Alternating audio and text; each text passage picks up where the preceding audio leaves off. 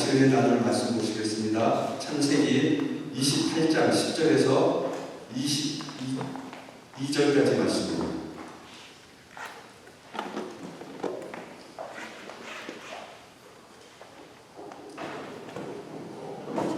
창세기 28장 10절에서 22절까지 말씀을 찾으셨으면 한 절씩 읽도록 하겠습니다. 야곱이 브엘사라에서 떠나 하란으로 향하여 가더니 한 곳에 이르러는 해가 졌다. 거기서 유숙하려고 그곳에 한 돌을 가져다가 베개로 삼고 거기 누워 자더니 꿈에 본즉 사닥다리가 땅 위에 서 있는데 그 꼭대기가 하늘에 닿았고 또 본즉 하나님의 사자들이 그 위에서 오르락 내리락하고 또 본즉 여호와께서 그 위에 서서 이르시되 나는 여호와니 너의 조부 아브라함의 하나님이요 이삭의 하나님이라. 내가 누워있는 땅을 내가 너와 네 자손에게 주리니 내 자손이 땅에 티끌같이 되어 내가 서쪽과 동쪽과 북쪽과 남쪽으로 퍼져나갈지며 땅의 모든 족속이 너와 내 자손으로 말미암아 복을 받으리라. 내가 너와 함께 있어 내가 어디로 가든지 너를 지키며 너를 이끌어 이 땅으로 돌아오게 할 것이다. 내가 내게 허락한 것을 다 이루기까지 너를 떠나지 아니하리라 하시니라. 야곱이 잔이 깨어 이르되 여호와께서 과연 여기 계시거늘 내가 알지 못하였도다. 이에 두려워하여 이르되 두렵도다. 이곳이여 이것은 다름 아닌 하나님의 집이요 이는 하늘의 문이로다 하고. 야곱이 아침에 일찍 일어나 베개로 삼았던 돌을 가져다가 기둥으로 세우고 그 위에 기름을 붓고 그 이름을 베델이라 하였더라. 이 성의 옛 이름은 루스더라. 야곱이 소원하여 이르되 하나님이 나와 함께 계셔서 내가 가는 이 길에서 나를 지키시고 먹을 떡과 입을 옷을 주시라. 내가 평안히 아버지 집으로 돌아가게 하시면 여호와께서 나의 하나님이 되실 것이요. 같이 읽겠습니다. 내가 기둥으로 세운 이 돌이 하나님의 집이 될 것이고 하나님께서 내게 주신 모든 것에서 10분의 1을 내가 반드시 하나님께 드리겠나이다 하였더라. 아멘. 우리 옆에 좌우사람에게 인사하겠습니다. 주님 이름으로 축복합니다. 주님으로 축복합니다. 축복합니다. 제가 오늘 여러분 나눌 말씀을 루스를 대대로 만드시는 하나님이라는 겁니다. 제가 지난 5월에 한국에 다녀왔는데요. 거기 가서 저희 누님 어머니 명일동에 사는데 그곳에 지하철이 이제 들어오기 전에는 거기가 아파트 값이 되게 쌌었어요. 그런데 지하철이 들어오고 나서 이제 역세권이 되니까 가격이 이제 막 올라가는 거죠. 물론 그 한동안 전기가 침체됐다가 갑자기 아파트 값이 뛰어서 올라가는 그런 것도 있지만 한국에는 그 지하철 역이 생기면 아파트 값이 올라가니까 어떤 지역에서는 지하철을 역을 세워달라고 데모하는 그런 지역도 있다고 합니다. 그래서 어떤 지역이 개발이 되거나 지하철이 들어서거나 이런 어떤 특별한 계획을 통해서 이 지가가 상승하는 경우가 많이 있죠. 오늘 본문에 보면 루스라는 지역이 나와요. 루스. 이 루스의 뜻은요, 아몬드 나무라는 뜻이에요. 아몬드 나무, 루스가. 그래서 이 루스 지역에는 아마 아몬드 나무가 많았을 것이다라고 이렇게 생각을 하는 것이죠. 그런데 이 야곱은 루스라고 하는 이 광야 같은 곳에서 하나님 말씀을 듣는 순간 루스가 이 하나님의 집이라는 베델로 가게 됩니다. 아무 쓸모가 없고 가치 없는 이 광야 같은 루스가 베델 즉 하나님의 집이고 가치가 상승한 거예요. 이 광야 벌판 같은 데서 갑자기 거기에 하나님의 집이 됩니다. 오늘 본문 말씀을 통해서 하나님께서 어떻게 루스를 베델로 만드셨으며 루스가 베델로 바뀌는 변화 속에서 야곱은 또한 어떠한 변화를 체험하고 있는가 대해서 여러분과 함께 살펴보면서 은혜를 나누도록 하겠습니다. 첫째, 하나님께서 어떻게 루스를 베델로 만드셨는지에 대해서 살펴보도록 하겠습니다. 원래 그 에서와 야곱, 이삭과 이렇게 리브가의 자식들이죠. 야곱은 엄마의 뱃속에서부터 있을 때부터 다툼이 있었어요. 에서와. 그런데 리브가가 생각하기에 이 두 아들이 뱃속에서도 너무 싸우는 거예요. 그래서 하나님을 찾아가서 물어봤어요. 그랬더니 하나님께서 리브가에게 말씀하시기를 내 태에 두 민족이 있다. 그리고 큰 자가 작은 자를 섬길 것이다. 라는 말씀을 해주세요. 그런데 순서가 있음에도 불구하고 이 야곱은 태어날 때부터 에서 형의 발목을 잡고 나오죠. 발목을 잡고. 나와서도 장자권을 계속 호시탐탐 노리고 있었어요. 장자권.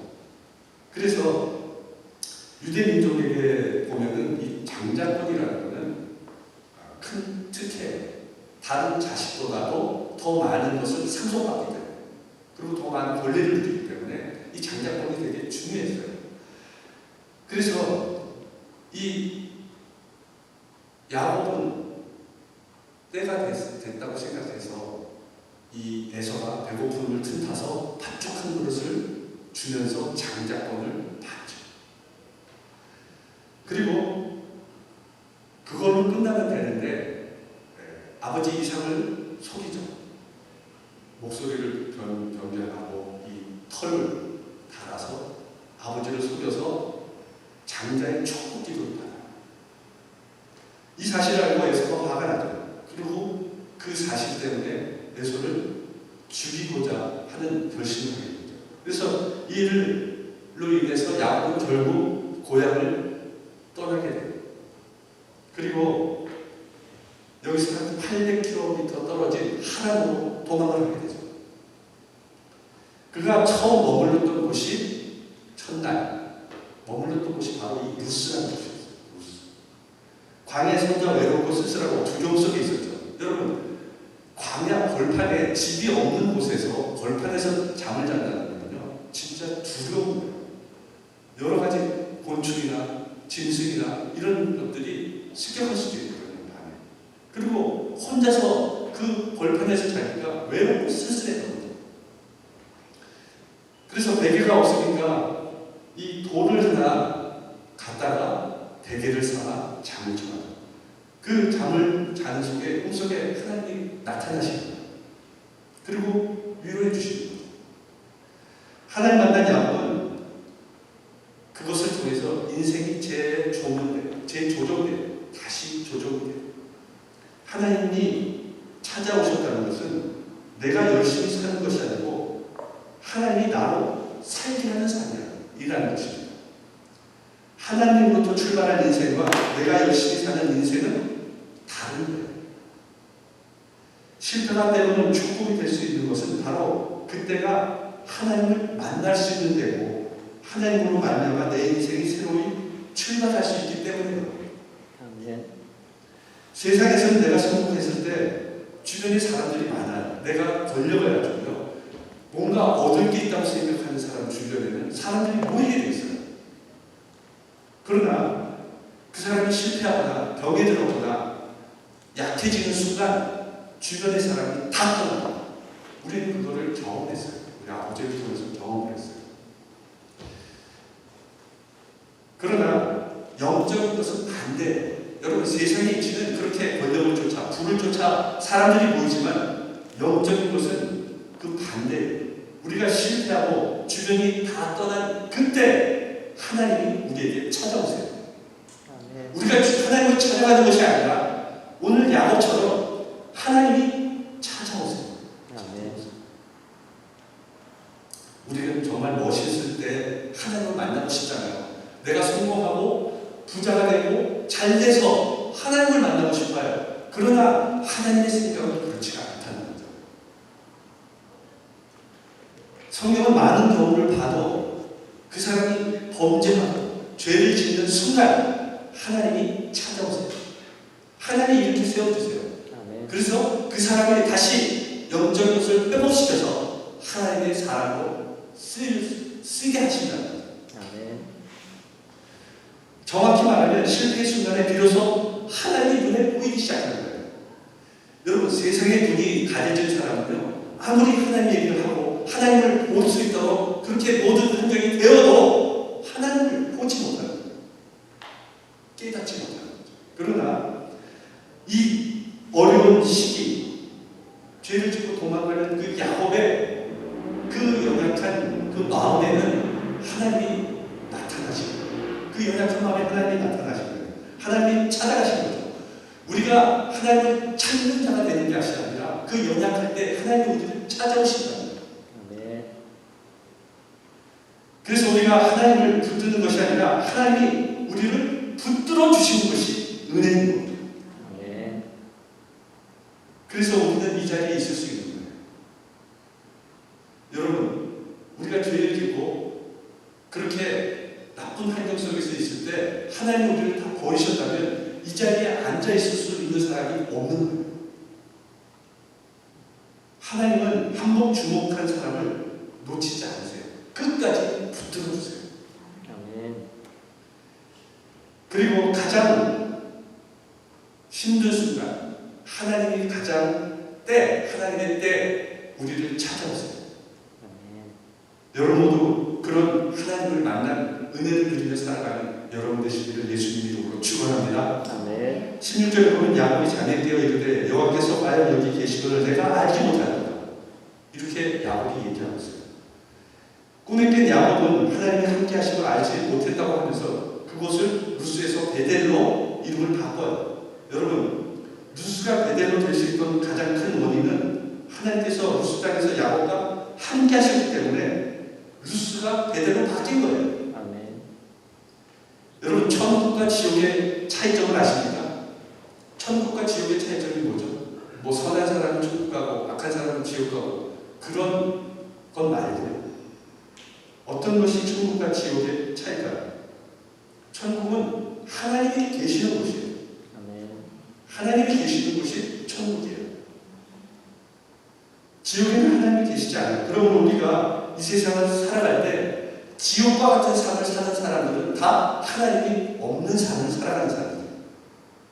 하나님이 우리 마음 가운데 있으면요, 우리 삶에 하나님이 함께 있으면 그 사람은 천국과 같은 삶을 살 수밖에 없어요.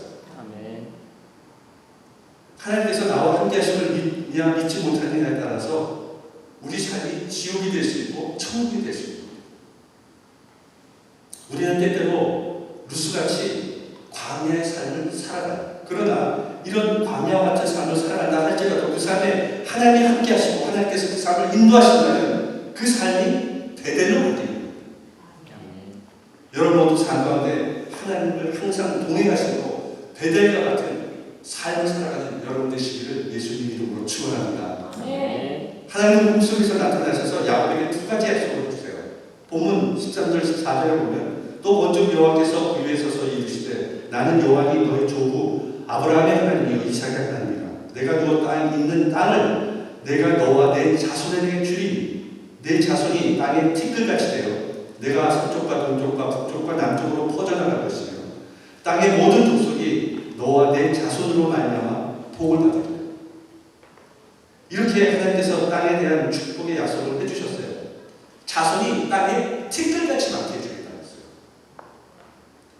이런 축복을 해주셨어요. 또 내 자손으로 인해 복을 받을 것이라는 거예요. 네가 복의 통로가 될 거라고 했죠. 복의 근원이 될 거라고 이렇게 축복의 말씀을 해주셨어요. 그런데 야곱의 입장에서 보면 앞으로 일어날 일이 더 중요하잖아요. 당장 힘들잖아요. 그게 더 중요한데 앞으로 언제 일어날지도 모르는 그런 축복을 해주셨어요. 물론 그것이 좋은 일이긴 해도 이것이 당장 필요한 것은 아니었죠.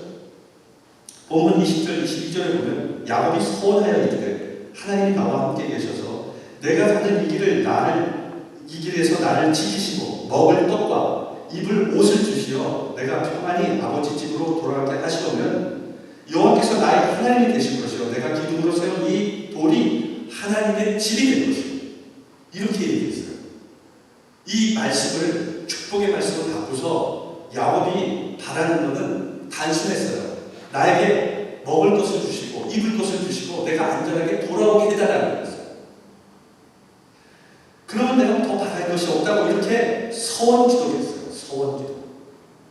그런데 야곱이 바라는 걸 이상으로 하나님께서 축복해 주셨어요. 내가 땅의 축복을 받고 내 자손에게 복이 흘러 넘칠 만큼 그런 엄청난 복을 주셨어요. 야곱은 지금 철저히 혼자이고 가진 것도 없었습니다. 그러니까 어떻게 그런 약속을 주실 수 있고 어떻게 그런 축복이 임할 수 있을까 의심이 들 수 있었어요. 그런데 하나님께서 복을 주시겠다고 약속하신 후에 진짜 야곱의 삶은 놀라운 축복의 연속이었어요. 이 삼촌 라반집에서 돌아올 때 그의 식구와 그의 재산은 엄청났어요.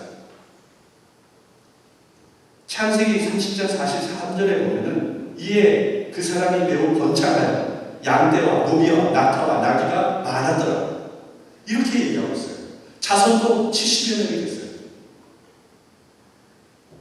이와 같이 상상할 수 없는 복, 하나님께서 약속했던 복, 그 복이 삶에 그대로 나타나게 됐어요. 아무리 삶이 고달파도 하늘이 열리면 소망의 문이 열릴 줄 믿습니다. 아무리 외로워도 우리가 하나님과 연결된다면 삶의 희망인 거예요. 하나님은 이 시대를 살아가고 있는 우리들에게도 이 말씀을 통해서 복을 주시겠다고 약속하셨어요.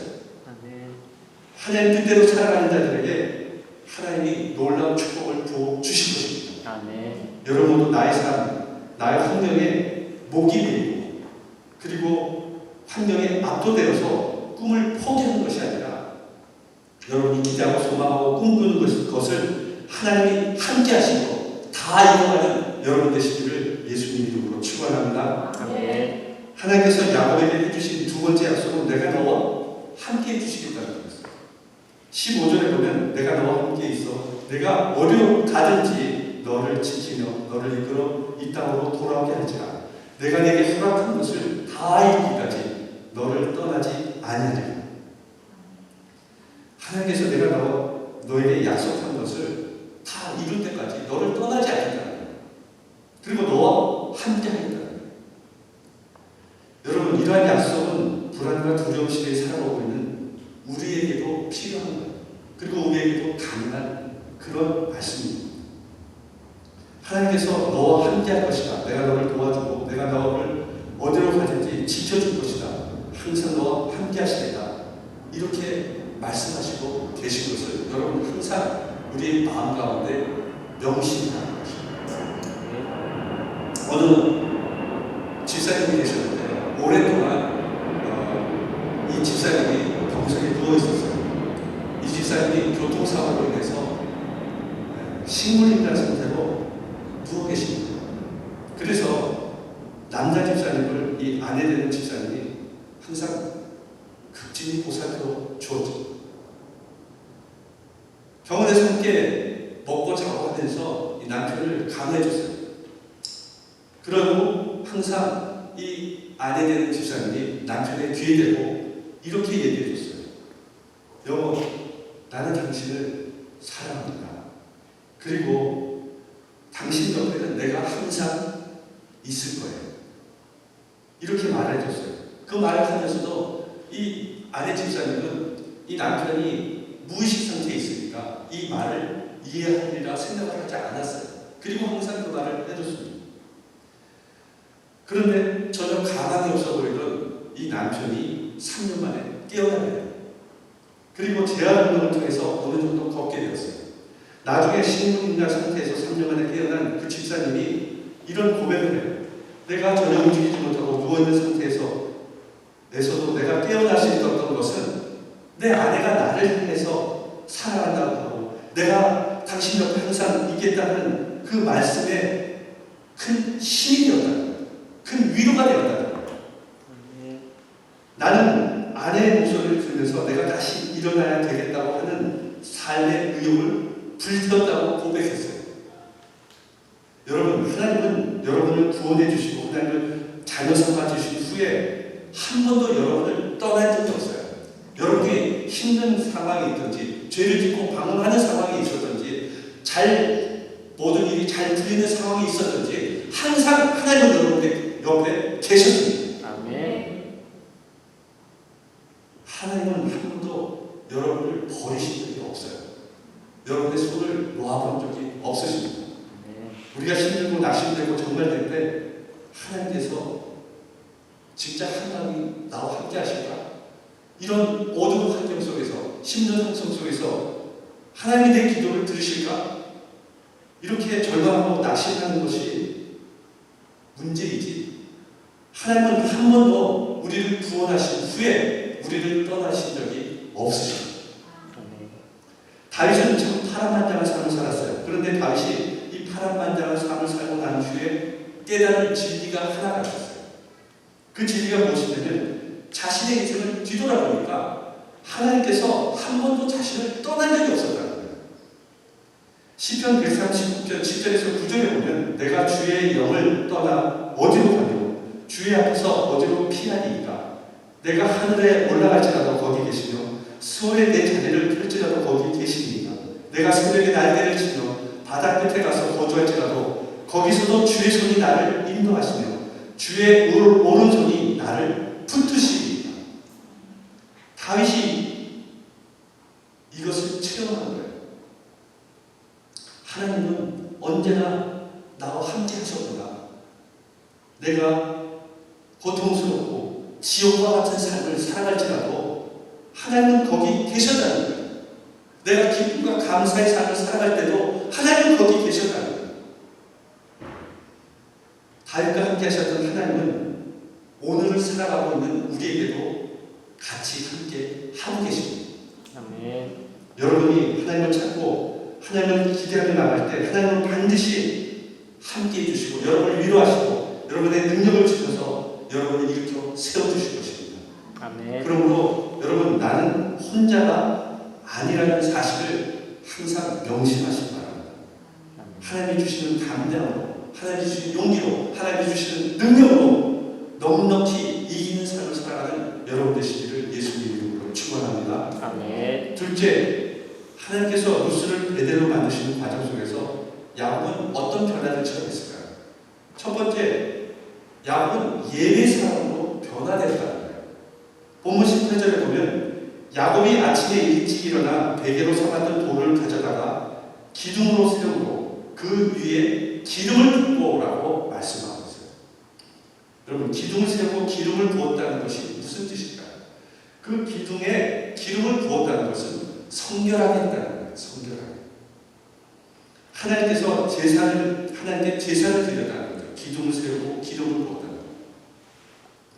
야곱은 고향을 떠나면서 철저히 자신이 혼자라고 생각했어요. 그런데 하나님께서 꿈속에 나타나셔서 축복하시고 내가 너와 함께 하실 것이라고 말씀하시니 그 마음 가운데 하나님에 대한 감사와 감격이 넘쳐흐르는 겁니다.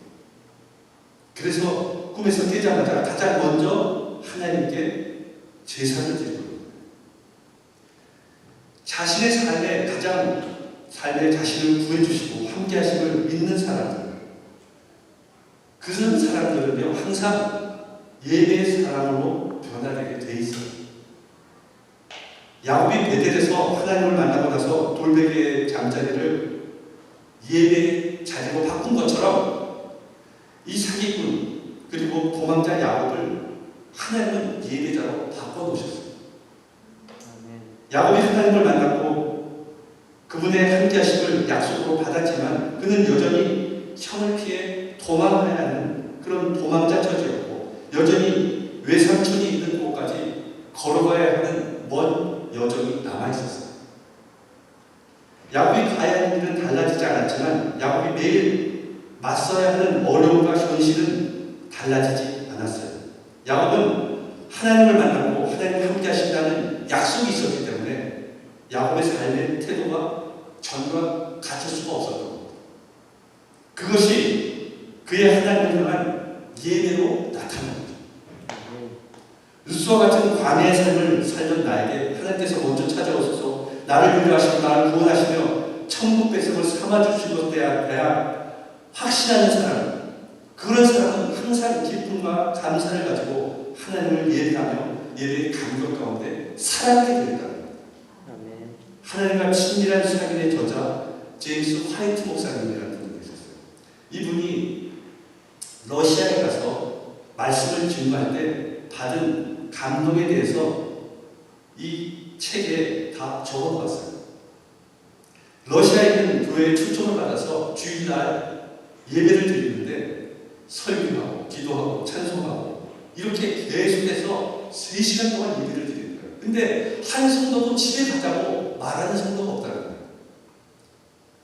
다 너무 예배를 계속 사모하고 있다는 거예요. 그래서 이 화이트 목사님이 충격을 받은 거예요. 아니 도대체 이분들은 어떤 분이길래 이 3시간 동안 예배를 드리고 집에 가자고 얘기를 안 할까. 그래서 물어봤어요. 그랬더니 우리 러시아 교회 담임 목사님이 이렇게 얘기합니다. 미국에서는 예배가 1시간만 넘어도 알람 소리가 울리는데 예배를 빨리 끝내달라는 거예요. 사람들은 예배가 1시간이 넘으면 집에서 못 견딘다는 거예요. 그런데 여기에 모인 성도들이 3시간이 지났음에도 불구하고 집에 돌아갈 생각을 하지 않고 어떻게 예배에 대한 감동과 감격에 빠져있냐. 그러자 이 러시아 교회 담임 목사님은 몇 년 전만 해도 교회에 예배를 드리는 것이 허용되지 않았다는 거예요. 발각되면은 다 감옥으로 직행한다는 거죠. 그런데 지금 우리는 마음 놓고 자유롭게 예배를 드릴 수 있게 됐다. 그래서 너무 행복하다는 거죠. 또 앞날에 어떤 상황이 기다리고 있을지 모르기 때문에 매주일 우리가 이렇게 자유롭게 예배를 드릴 수 있는 이 예배가 혹시나 마지막 예배가 되지 않을까라는 그런 생각에서 성도들은 포기하지 않고 예배를 3시간씩 드리면서 하나님을 찬양하고 기도하며 감사를 드렸다는 것입니다. 이 말에 화이트 목사님은 이렇게 고백했다고 합니다. 그동안 나는 예배를 건성으로 느긋하게 그냥 습관적으로 드렸던 것이 아니라 이 사람들은 예배가 무엇인 것을 안다. 그렇기 때문에 고난을 당하게 되더라도 이 예배를 포기할 의지가 없는 것이다. 이 예배 때문에 감옥에 들어갈 의지가 있는 것이다. 이 예배를 통해서 죽으면 죽으리라는 의지를 가지고 예배를 드리는 것이다. 한평생 살면서 예배만큼 중요한 것이 없다는 것을 이 사람들은 알고 있다. 나에게 예배가 이토록 큰 중요한 의미를 갖고 있는가? 이렇게 스스로 반문하면서 이 책을 끝맺었어요. 보통 우리는 정해진 형식과 순서에 의해서 예배를 드리게 되면 예배자라고 생각을 합니다. 그래서 우리 교회를 예를 들면 12시 30분에 시작하는 예배에 여러분들이 와서 예배를 드리면 나는 예배자로 하나님께 예배를 드렸다라고 이렇게 생각을 합니다. 그러나 우리가 어떻게 예배를 드리냐에 따라서 하나님께서는 우리를 예배를 받아주시기도 하고 예배를 받아주시지 않기도 한다는 거예요. 그래서 예수님께서는 예배에 대해서 분명히 말씀을 하셨어요. 이 수가성 여인에게 말씀하셨어요. 요한복음 4장 24절에 하나님을 여기시니 예배하는 자가 영과 진리로 예배할지니라. 이렇게 분명히 하나님은 수가성 여인에게 말씀해 주셨어요. 영으로 예배를 드려야 한다는 거예요. 영으로 먼저. 영으로 예배를 드린다는 의미가 무슨 의미일까요? 영으로 드리는 예배. 성령에 의지해서 성령의 도우심을 따라서 성령의 임재 속에서 예배를 드리라는 거예요. 하나님은 영이시기 때문에 우리가 온전한 영적인 상태에서 하나님께 예배를 드릴 때 그 영적인 교제를 할 수 있다는 거예요. 영적인 그런 예배를 드릴 수 있을 때 하나님의 임재를 체험할 수 있다는 거예요. 성령 충만한 사람, 성령의 임재를 경험하는 사람, 성령의 인도하심을 쫓아가는 사람은 나의 욕망과 탄식을 다 내려놓고 성령의 이끄심을 쫓아서 거룩한 가운데 예배를 드리게 된다는 것이에요. 그리고 진리로 예배를 드린다는 의미가 무엇이냐면 진리는 무엇을 뜻하냐? 예수님을 뜻하는 거예요. 진리. 진리요 진리요 생명이 되시는 분이 예수 그리스도예요. 그래서 이 진리는 예수 그리스도예요. 예수 그리스도. 여러분, 우리가 그래서 진리로 예배를 드린다는 것은 예수님을 바르게 믿고 바르게 알고 믿는다는 그런 의미인 거예요. 예배의 핵심은 예수 그리스도입니다. 예수 그리스도가 우리의 삶의 주인 되심을 고백하면서 예수 그리스도 안에서 예수 그리스도께서 우리에게 주시는 그 지혜와 지식을 가지고 예배를 드립니다. 이단은 여러분 이것이 안 돼. 이단은. 그래서 이단은 이 사도신경을 하지 않습니다. 예수님이 그리스도 되심을 고백하는 이 사도신경을 하지 않아요. 왜냐하면 이단의 교주가 예수이기 때문에. 그래서 이단을 분별하는 방법이 사도신경을 하자 하지 않느냐 이것으로 분별할 수 있어요. 그리고 진리로 예배한다는 의미는 마음과 뜻과 정성을 다해 예배를 드린다는 거예요. 혹시 여러분들이 예수님을 믿지 않을 때, 예수님 믿지 않을 때 제사 드린 적이 있으십니까? 제사. 그 제사상을 차릴 때 어떤 과일과 어떤 생선을 올려놓죠? 뭐 홍동백서 이래가지고 막 올려놓잖아요. 과일, 생선 이런 것을 다 올려놓잖아요. 제사 드릴 때 보면은 가장 좋은 햇과일과 가장 좋은 생선으로 제사를 드린다고 합니다. 그 TV에도 가끔 나오잖아요. 안동의 전통 가문이 제사를 드리는 제사상을 보신 적이 있는지 모르겠는데 거기에 보면은 진짜 세상에서 좋다고 하는 과일과 생선을 다 올려놓는 것 같아요. 왜 그러냐면 그렇게 올려놔야 조상신들이 노하지 않고 감동하신다는 거예요. 여러분, 이렇게 귀신을 섬기는 분들도 귀신에게 가장 좋은 것을 바칩니다. 그런데 하나님, 만왕의 왕이신 하나님, 전지전능하시고 무소부재하신 하나님, 그 하나님을 우리가 섬기는 사람들이 이것보다는 더해야 합니다. 우리는 진짜로 마음과 뜻과 정성을 다해서 이 예배를 드려야 합니다. 그래야 하나님이 그 예배를 기쁘게 받아주십니다.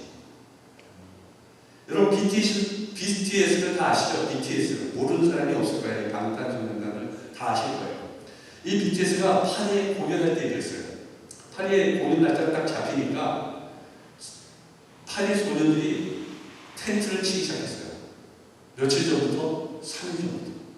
그래가지고 그 3일 전부터 텐트를 치고 많은 소년들이 그 앞에 공연장 앞에 막 노숙을 하니까 사람들이 그것을 보고 물어봤어요. 아니 뭐 때문에 이렇게 3일 전부터 당일날 와도 들어갈 수 있는데 3일 전부터 텐트를 치고 기다리냐 물어봤더니 그 BTS를 가까운 데서 가장 좋은 데서 보기 위해서 3일 전부터 기다린다는 거예요. 가장 좋은 자리를 찾아야 해서 텐트를 치고 3일 전부터 기다리는 거예요. 여러분 얼마나 BTS가 좋았으면 그렇게 했을까요? 여러분의 생각은 어떻습니까? 교회 올 때 가장 좋은 자리를 찾기 위해서 요 앞에 3일 전에 텐트를 치는 사람은 없을 거예요. 만약 그런 사람 있으면 제가 이상한 사람으로 생각할 수도 있는데 여러분 우리 교회는 아직 뭐 자리가 많으니까 그럴 필요는 없겠지만 우리가 하나님께 예배를 드린다고 할 때 그렇게 마음과 뜻과 정성을 다해서 하나님께 예배를 드려야 한다는 거죠. 그럴 때 하나님 그 예배를 받아주십니다. 1970년대만 하더라도 여러분 교회에서 예배 드릴 때 이렇게 의자에서 앉아서 예배를 드리지 않았어요.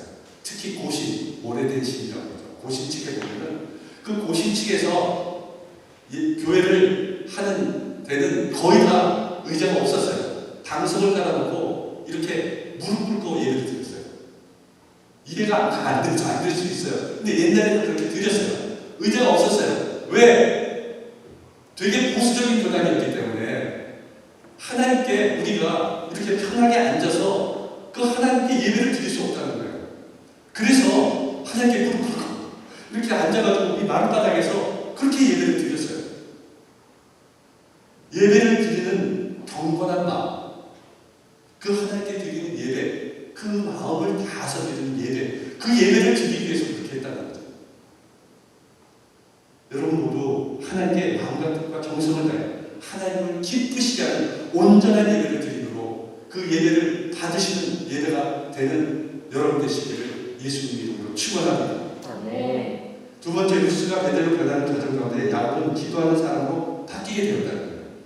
본문 20절 22절에 보면 야곱이 소원하여 이르되 하나님이 나와 함께 계셔서 내가 가는 이 길에서 나를 지키시고 먹을 떡과 입을 옷을 주시어 내가 평안히 아버지 집으로 돌아가게 하시오면 여호와께서 나의 하나님이 되실 것이고 내가 기둥으로 세운 이 돌이 하나님의 집이 될 것이고 하나님께서 내게 주신 모든 것에서 10분의 1을 내가 반드시 하나님께 드리겠나이다 하였다. 야곱은 하나님께 대하여 약속하신 것을 이루어주면 내가 이렇게 하겠습니다 라고 소원 기도하는 거죠. 그런데 야곱이 이 사건이 있기 전에 어디에도 기도했다라는 기록이 없어요. 야곱은 그 전에 기도한 그런 기록이 성경에 없었어요. 루스는 광야고 고독한 곳이잖아요. 아무도 없는 곳이잖아요. 우울하고 소망이 없는 곳이잖아요. 그러나 베델은 다른 곳이죠. 하나님이 계시는 곳이잖아요. 그래서 풍성하고 소망이 있고 감사하고 기쁨이 넘치는 그런 곳이잖아요. 항상 하나님의 사랑과 은혜가 넘치는 그런 곳이잖아요. 야곱은 루스에서 하나님을 만나는 과정 가운데 기도의 사람으로 바뀌었습니다. 자신의 삶에서 하나님의 임재를 체험한 사람, 하나님의 은혜와 능력을 체험한 사람은 절대로 기도를 포기하지 않아요. 왜? 그 기도의 능력을 알았기 때문에 그래요. 하나님께 기도하고 간절한 마음으로 기도할 때 하나님이 응답해 주신 것을 체험한 사람은 기도의 끈을 놓지 않습니다. 언제고 하나님은 하나님의 때 반드시 응답해 주신다는 거예요. 여러분, 기도함으로 자신에게 주어지는 하나님의 능력이 여러분 우리가 상상할 수 없을 정도로 큰 것입니다. 우리가 기도하면 할수록 이 기도를 통해서 하나님은 하나님의 역사를 이루어가세요. 하나님께서 내가 하는 기도를 드시고 기도대로 응답하시고 기도대로 응답하지 않으실지라도 우리가 하나님의 주권과 섭리에 순종한다면 하나님께서 더 좋은 길로 인도해 주신다는 거예요. 기도의 능력을 체험한 사람은 기도의 능력을 알기 때문에 하나님께 더 가까이 다가간다는 것이죠. 하나님은 우리가 기도할 때 우리가 기도하는 것보다 더 크고 더 좋은 것으로 채워 주시는 것이죠. 에베소서 3장 20절에 보면 우리 가운데 역사하는 능력대로 우리가 구하거나 생각하는 모든 것에 더 넘치도록 능하시니 라고 말씀하고 있어요. 하나님은 그런 분이세요. 우리의 생각보다 우리의 능력보다 더 넘치도록 채워주시는 분이세요. 하나님은 우리가 구하고 생각하는 것보다 더 많은 것으로 응답해 주시고 놀라운 능력을 베풀어 주십니다. 우리는 3차원의 시간과 공간에 얽매여 살고 있잖아요. 그렇기 때문에 우리는 미래에 어떤 일이 일어날지를 알지 못합니다. 내가 생각하는 것이 최고이고 최상의 것이라고 그렇게 생각할지라도 그것이 최상의 것이 아닐 수 있다는 거죠. 우리는 그래서 근시안적인 시각으로 이 세상을 살아가는 그런 부족한 사람들이에요. 그러나 하나님은 우리보다 더 멀리 보시는 분이에요.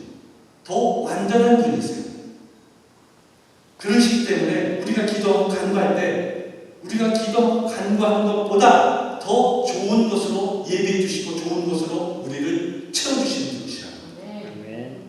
여러분, 기도는 결코 땅에 떨어지지 않아요. 기도는 헛된 것이 없습니다. 기도하면 하나님께서 반드시 하나님의 뜻 안에서 응답해 주십니다. 야곱은 그런 능력을 체험했어요. 야곱이 루스 광야에서 지쳐 쓰러져 있을 때 그 광야까지 찾아오신 하나님은 지금 바로 옆에 찾아오셔서 여러분을 일으켜 세워 주십니다. 아멘.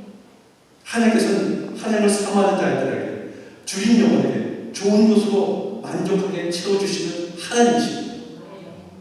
여러분 모두 부스 같은 광야의 삶이 아니라 하나님의 집에서 하나님과 함께 대대의 삶을 사는 여러분 되시기 바랍니다. 여러분 날마다 기도하시죠. 기도의 사람으로 변화되시고 예배에 전심으로 드리는 예배의 사람이 되셔서 늘 하나님과 동행하시고 하나님의 기도의 능력을 체험하시고 하나님의 약속한 것을 다 이루며 살아가는 여러분 되시기를 예수님 이름으로 축원합니다. 기도하겠습니다.